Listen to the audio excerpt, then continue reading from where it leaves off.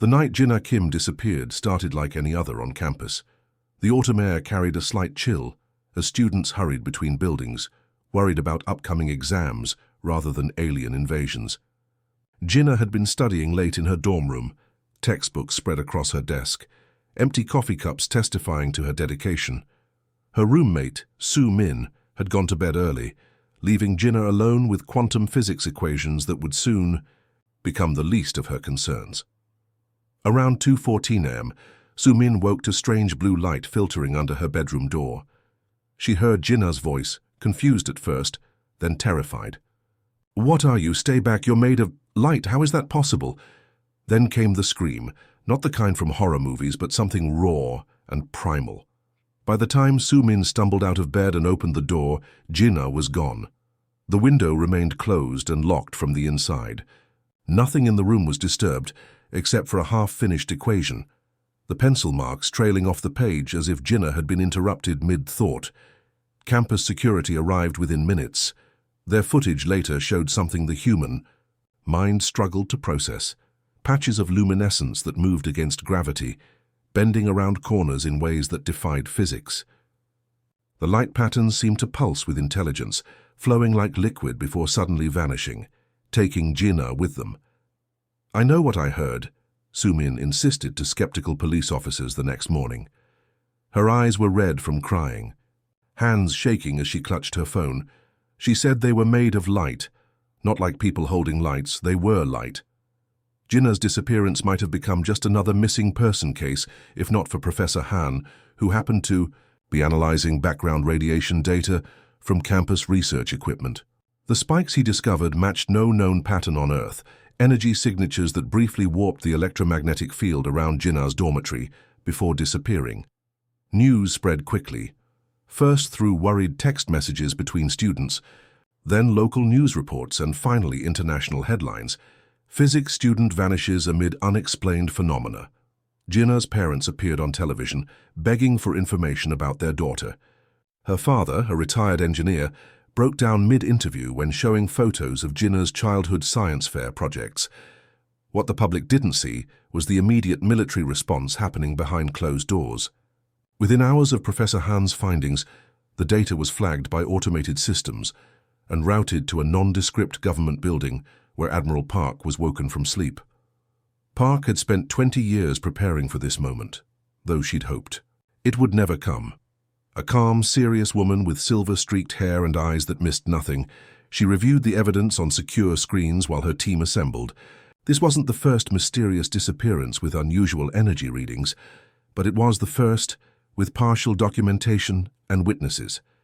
The pattern matches the previous incidents in Oslo and Nagoya, her chief analyst confirmed, voice tight with the implications. But this time they were sloppy. "We have usable data." Admiral Park nodded once, decision made. "Inform the Security Council. We're implementing Prometheus." The Prometheus protocol had been developed decades earlier, after radio astronomers detected brief structured signals from deep space, signals that were quickly classified. For years, governments had been preparing in secret, developing contingency plans, while publicly denying any evidence of extraterrestrial intelligence. Inside a mountain facility that officially didn't exist, Park stood before representatives from 12 nations. Screens displayed Jinnah's image alongside 37 other missing persons from around the world, all vanished under similar unexplainable circumstances over the past 5 years. "They're becoming bolder," Park told the grim-faced officials. "Taking people from populated areas now, not just isolated locations. Either they're getting desperate or they no longer care about being detected."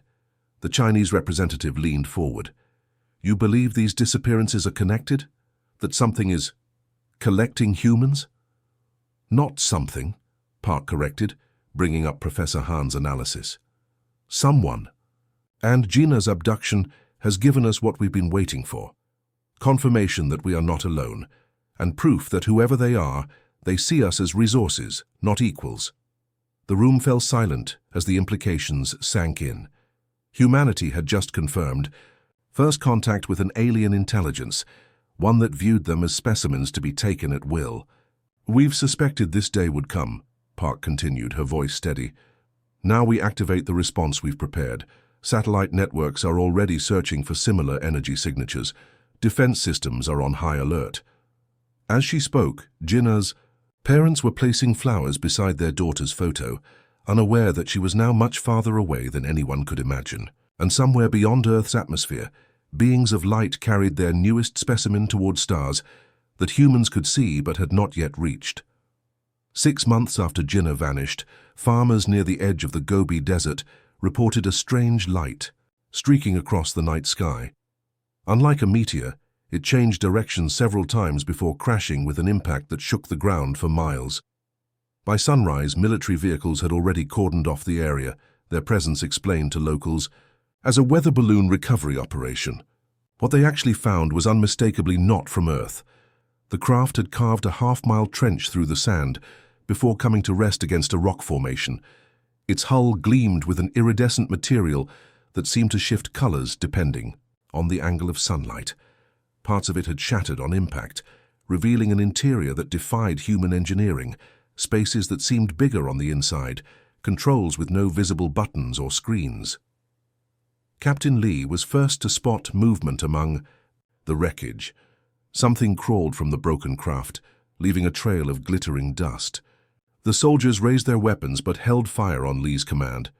"It's injured," she reported over her comlink. "And I don't even have words for what I'm seeing." The being stood roughly the height of a human child, but resembled a walking crystal formation.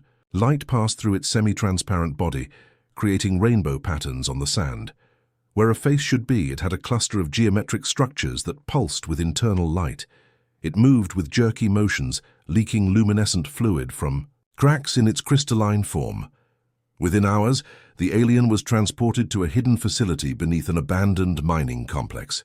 Admiral Park arrived as medical teams attempted to stabilize the creature, unsure what even constituted alive for such a being.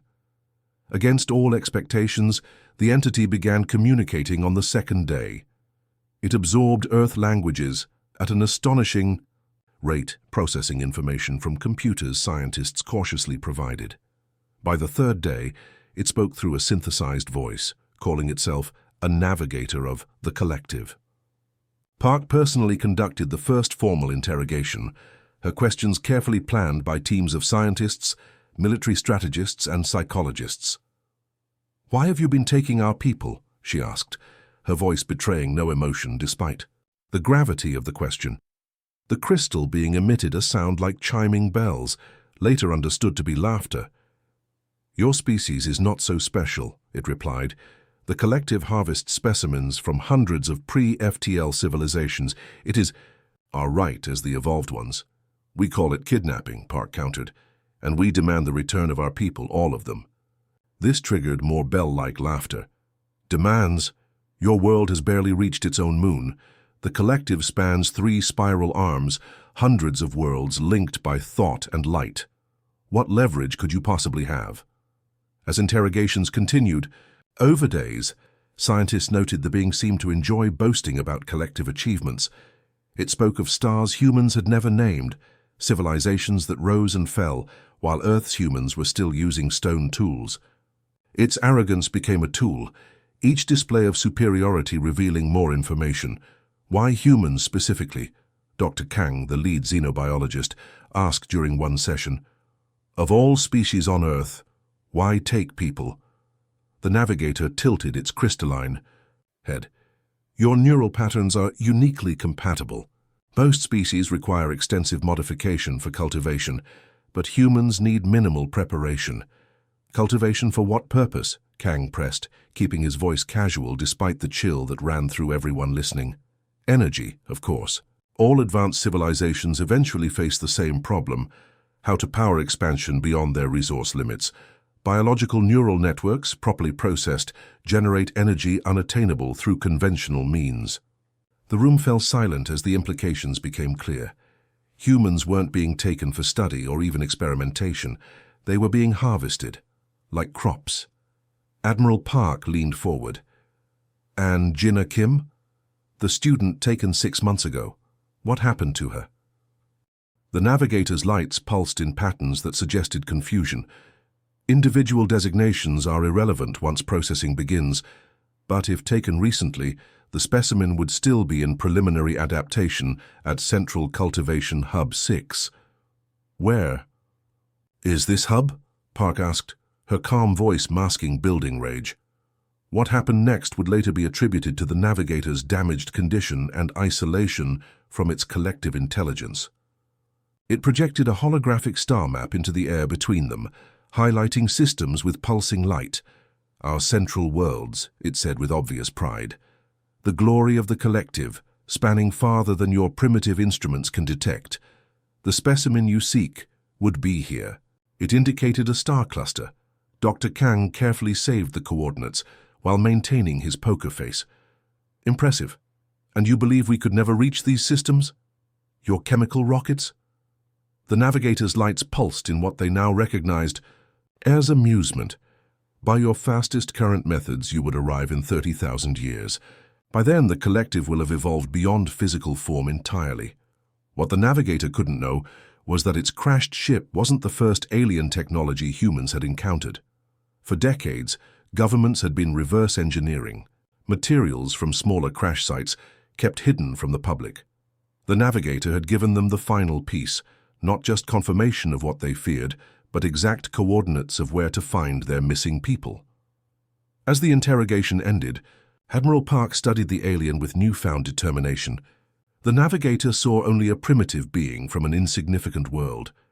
Park saw something the collective had never considered, a species that, when threatened, was capable of advancing centuries in just decades, and now they had a target. The underground. Facility stretched nearly a mile beneath the Antarctic ice shelf, hidden from satellite observation and casual detection. For decades, it had existed on no official maps, funded through budget lines marked only as deep science initiatives. Now, as massive hangar doors slid open for the first time, Admiral Park felt a mixture of pride and dread at what human ingenuity had created. "We always hoped we'd never need them," General Cho said beside her, his breath fogging in the sub-zero air as they gazed at the sleek vessels revealed in the cavernous space below. 7 ships, each roughly the size of a nuclear submarine, but with none of the familiar contours. Their hulls gleamed with the same iridescent material as the navigator's crashed craft. Not copies, these were human designs, but built with materials and concepts reverse-engineered from smaller alien crash sites recovered over the past 40 years. Operation Starfall remained theoretical until now, Park replied, watching teams of engineers making final adjustments to the ships. How quickly can they be ready? The Dauntless and Horizon can launch within 72 hours. The others will follow within 2 weeks. Similar scenes were unfolding at hidden bases beneath the Atacama Desert, the Indian Ocean, and the Ural. Mountains, humanity's secret insurance policy against the stars, was finally being activated. In a secure lab 12 levels below the main hangar, Dr. Kang hunched over microscopic samples of the navigator's crystalline tissue. For 3 days straight, he had barely slept, running test after test while military personnel waited anxiously for results. "You need to see this," he told Park when she visited his lab. Dark circles underlined his eyes, but excitement animated his tired face as he gestured toward a sealed chamber. Inside, a small fragment of the navigator glowed dimly. "Watch what happens when I introduce this isotope." He pressed a button, releasing a measured dose of radiation into the chamber. The crystalline fragment immediately dulled, its internal, light flickering before going dark. Polonium-212, Kang explained, harmless to humans in properly shielded containers, but catastrophic to their crystalline biology. Their entire nervous system, if we can call it that, collapses within seconds. Park studied the now darkened fragment. "Can we weaponize this?" "Already done." Kang led her to another room where technicians were loading specially designed warheads. These deliver a controlled burst that saturates an area without lasting environmental damage. The radiation dissipates within hours, harmful only to their specific biology. How many can we produce? Enough to sterilize a dozen planets of collective presence without harming any other life forms. Park nodded grimly. Then we proceed. Meanwhile, in a medical wing, The navigator was deteriorating despite the scientists' best efforts to sustain it. Its crystalline form had begun to fragment, internal light dimming.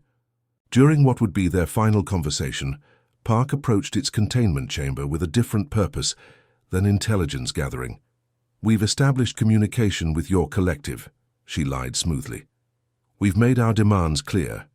The navigator's weak lights pulsed. "Impossible. Your technology cannot—" "We've been studying your kind longer than you realize," Park interrupted. "This isn't first contact for us, merely first conversation. We've transmitted our terms. Return. All human captives unharmed within 30 Earth days." For the first time, the navigator's confidence wavered. The collective does not negotiate with pre-ascension species. "This isn't a negotiation," Park's voice hardened.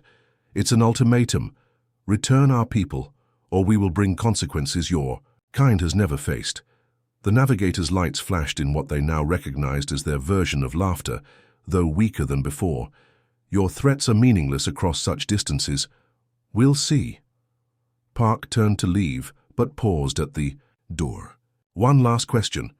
What happens to the neural energy you harvest from species like ours?" "It fuels the great transcendence," the navigator replied, a reverent tone entering its synthesized voice.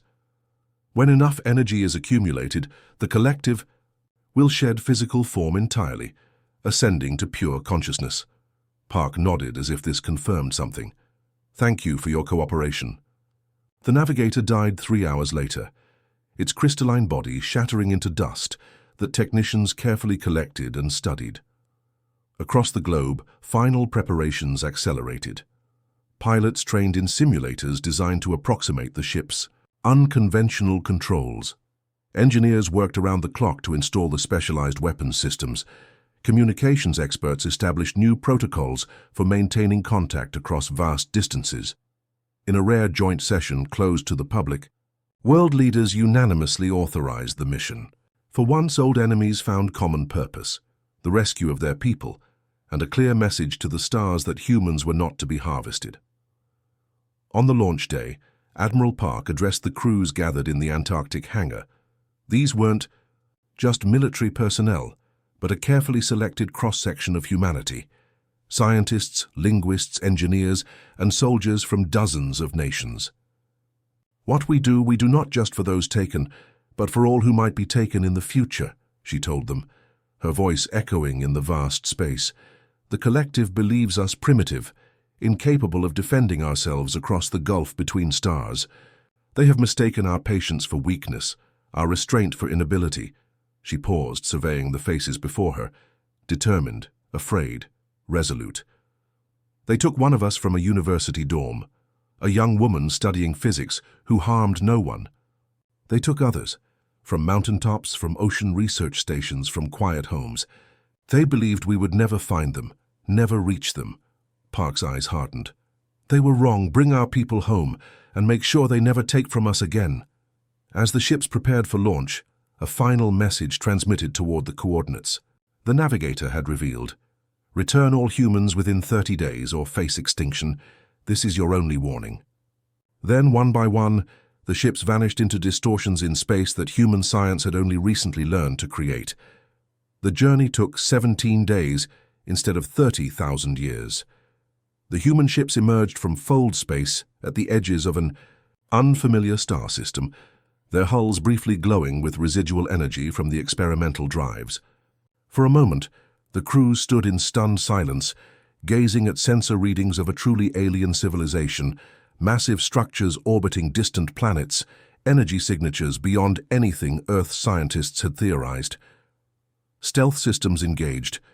Captain Yoon reported from the bridge of the horizon. "No signs they've detected our arrival." The human fleet moved cautiously, using the system's asteroid belt for cover. Automated probes launched silently, spreading through the system to gather intelligence. The data they returned painted a disturbing picture. Dozens of massive space stations positioned at precise intervals around the central planets. Each station pulsed with energy readings similar to those detected when Jinnah disappeared. Lieutenant Jiho, the fleet's xenobiologist, studied the scans with growing horror. The energy signatures match human brain activity, but amplified 1,000-fold, he explained during the mission briefing. They're not just keeping humans captive, they're somehow harvesting neural activity on an industrial scale. The largest station orbited the fourth planet, its structure resembling a massive crystalline flower with petals that occasionally unfurled to absorb the local star's radiation. The probes detected thousands of life signs within, not just human but dozens of species from worlds humanity had never encountered. That's our target, Admiral Park decided. Preliminary data suggests most recent acquisitions go there for what they called processing before distribution to other facilities. The infiltration plan was risky, but necessary. While the main fleet remained hidden, a smaller craft modified to mimic collective energy signatures would approach the station carrying a strike team. Once aboard, they would locate human captives, assess the possibility of rescue, and gather intelligence on collective vulnerabilities. Lieutenant Sunmi adjusted her stealth suit as the infiltration ship docked with the station. As team leader, she carried the responsibility of first contact on her shoulders. Behind her, 5 other soldiers checked their weapons, non-lethal where possible, but the specialized polonium weapons were ready if needed. "Remember," she told them quietly, "we don't know what condition the captives will be in. Our priority is finding Earth humans, particularly Jinna Kim. Secondary objective is understanding their systems enough to shut them down." The team entered through a maintenance channel, finding themselves in corridors that seemed designed for beings with different proportions than humans. The walls pulsed with the same crystalline luminescence as the navigator, creating an environment that felt alive and watching. They moved deeper into the station, passing chambers filled with strange machinery. In some rooms, crystal beings floated in pools of glowing liquid, seemingly in some form of suspended animation. The team carefully mapped their route, planting small communication relays to maintain contact with the fleet. "Life signs ahead," whispered Corporal Taewon, checking his scanner. "Multiple species, including what matches Earth-human patterns." They approached a vast chamber divided into hundreds of transparent cells. Inside each, a different being was suspended in a gelatinous field. Some appeared unconscious, others moved sluggishly as if drugged. Neural interfaces connected directly to their skulls, pulsing with light that flowed into the station's systems. "There," Sunmi pointed to a cell near the center. "That's her." Jinna Kim floated in her cell, but unlike most captives, her eyes were alert, watching the guard's movements. Most surprising, she didn't appear surprised to see humans in stealth gear approaching. When Sunmi managed to access her cell and disable the neural interface, Gina's first words weren't what anyone expected. "You're late," she whispered, her voice hoarse from disuse. "We've been waiting." "We?" Taewon asked, helping her stand on weakened legs. Jinna nodded toward other cells. "There are 23 humans here, plus hundreds from other worlds. Some have been captive for decades. The collective underestimated us. They thought neural harvesting would keep us docile, but human minds adapt. We've been communicating through the very network they use to drain us." "Can you walk?" Sunmi asked. "We need to move quickly." Jinna steadied herself. "More than that. I can help. I understand their systems now. Been studying them for months." What followed was not the rescue mission they had planned, but something far more ambitious. Jinna led them to a control nexus where crystalline beings monitored the harvesting operations. Using the polonium weapons for the first time, the team neutralized the guards with minimal noise. The crystals simply darkened and collapsed into inert piles here. Jinna directed them to a control interface. "I can temporarily disable the holding cells for all captives, but we'll need to move fast. The station will detect the power fluctuation." Her fingers moved across controls that seemed designed for different appendages entirely. The collective thinks in unified patterns. Their security is based on consensus thinking. They literally can't imagine individual rebellion. As cells throughout the station deactivated, chaos erupted. Captives who were still mobile helped those too weak to move. Species that humans had never imagined. Some with multiple limbs, others seemingly composed of living smoke, others with exoskeletons like giant insects, all moved with common purpose. freedom. Jinnah quickly organized them with surprising authority. "They've been waiting for a catalyst," she explained to the stunned rescue team. "Many have been communicating through the neural network for years. We have a plan." That plan became clear as the awakened captives split into groups, each heading 4 different critical systems throughout the station. They weren't just escaping, they were taking over the facility. "The collective's biggest weakness is their inability to imagine defeat," Jinnah explained as they moved toward the station's communication hub. "They're so ancient, so technologically advanced, they've forgotten what it means to fight for survival." Alarms finally blared throughout the station. Crystalline defenders converged from all directions, but found themselves facing not just human soldiers, but a coordinated multi-species resistance that knew their systems intimately. From the hidden fleet, Admiral Park watched in astonishment as signals from the station became erratic. "What's happening in there?" Her answer came when a previously encrypted communication channel suddenly opened, and Jinnah's voice came through clearly. "Admiral, we've taken control of the main systems. The captives are coordinating a station-wide uprising." "The collective's main defense fleet has mobilized," reported Captain Yoon. "They're heading toward the station." On screens throughout the human ships, they watched as massive crystalline vessels approached.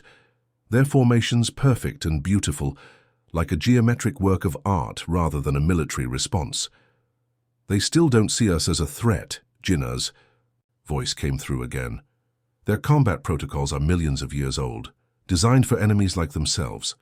They have no concept of guerrilla warfare or asymmetric response." As the collective fleet surrounded the station, preparing to recapture what they considered their property, they remained completely unaware of the human fleet hiding nearby, and the specialized weapons now locking onto their perfect formation. The Collective High Council gathered in their crystalline chamber on the homeworld, their forms taller and more intricate than the navigator that had crashed on Earth. They pulsed with ancient light, some members so old they had witnessed the rise and fall of entire civilizations across the galaxy. For millions of years, they had harvested lesser species without consequence. The idea that primitive humans could challenge them seemed absurd, a cosmic joke not worth considering.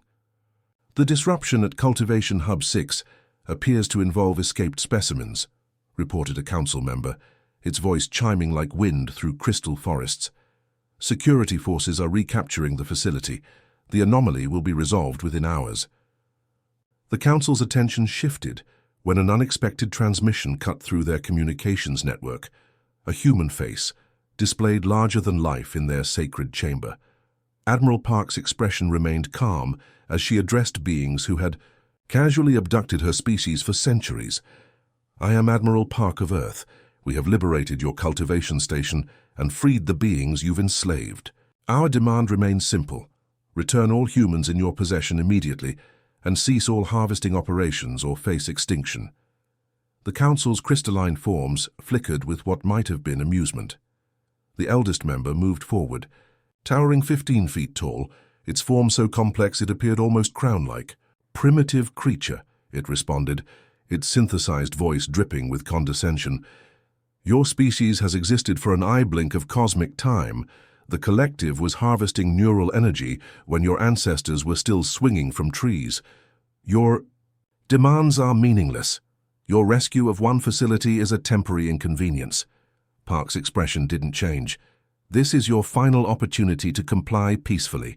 "We do not negotiate with livestock," the elder declared, ending the transmission. In the command center of the horizon, Park turned to her officers. "They've made their choice. Deploy the polonium warheads to all designated targets simultaneously." Across the star system, human ships emerged from stealth positions. The specialized weapons launched toward carefully selected targets, not population centers, but environmental distribution systems on 7 key worlds.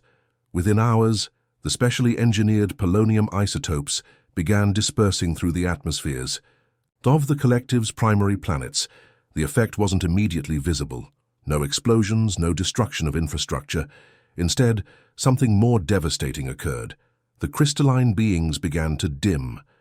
Their internal light, the very essence of their consciousness, flickered and faded as the invisible radiation saturated their worlds.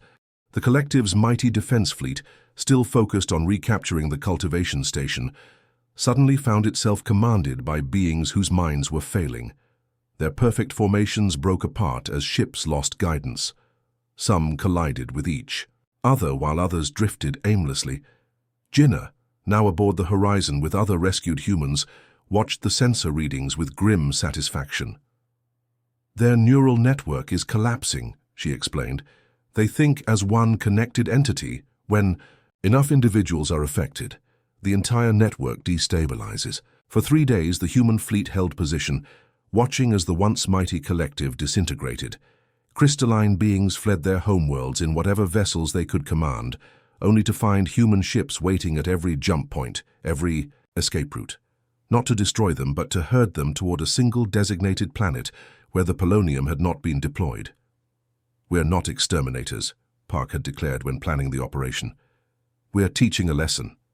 Meanwhile, the liberated beings from dozens of worlds proved to be humanity's most valuable allies. Species with technologies far beyond human understanding offered their knowledge freely to those who had freed them. Ships piloted by beings that resembled giant mantises or floating jellyfish joined the human fleet, eager to dismantle the empire that had harvested their people. Jinnah became their natural coordinator. During her captivity, she had connected with these species through the very neural network designed to drain them. Now she helped translate between life forms so different they might never have communicated otherwise. "The Bactari can disable their remaining defense platforms," she told Park, gesturing to delegates whose bodies seemed composed of living smoke. "And the Nithrine know where the secondary cultivation stations are hidden." Within 2 weeks, the collective, which had dominated 3 spiral arms for millions of years, existed only as refugees on a single monitored world. Their technology was dismantled, their neural harvesting facilities liberated. The species they had considered mere resources were now their jailers. On the 30th day after the ultimatum, Admiral Park personally led a delegation to the refugee world. The remaining collective leaders, their forms dimmed and diminished, awaited in a makeshift council chamber. Gone was their arrogance, replaced by the wariness of predators who suddenly found themselves prey. "You could have destroyed us entirely," stated the former elder, its once towering form now barely 7 feet tall. "Why didn't you?" "Because we're not you," Park replied simply. "Earth doesn't harvest sentient beings or exterminate species. Your confinement to this world isn't revenge, it's protection, both yours and the galaxy's." Jinnah stepped forward, facing the beings who had taken her from her dormitory and connected her brain to their machines. 6 months of captivity had transformed the physics student into something harder, wiser.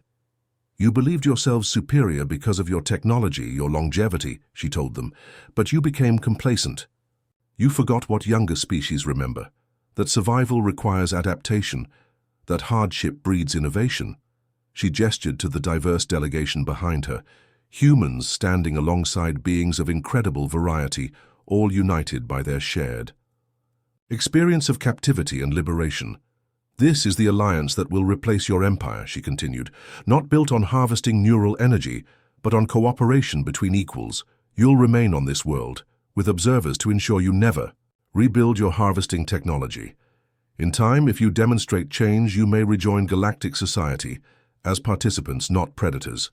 As the delegation departed, leaving behind monitoring systems and a small peacekeeping force, Jinnah looked back at the former collective leaders. Their crystalline forms seemed smaller somehow, diminished not just by the polonium exposure, but by the fundamental shift in their understanding of the universe. 1 month later, a memorial was unveiled in Seoul, near Jinnah's university. It bore the names of all humans taken by the collective. Some now returned, others lost forever to the harvesting process. Jinnah stood before it, touching the carved stone as diplomats from 20 newly contacted species looked on. "They never understood what made humans dangerous," she told the gathered crowd. "Not our technology or our weapons, but something more fundamental. When they took me, they thought they were taking a specimen. Instead, They took a daughter, a friend, a student, someone connected to others who would never stop searching.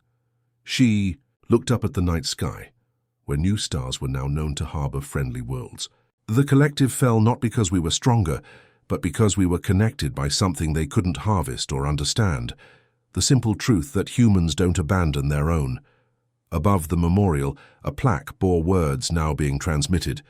To stars beyond human reach, a message and a warning.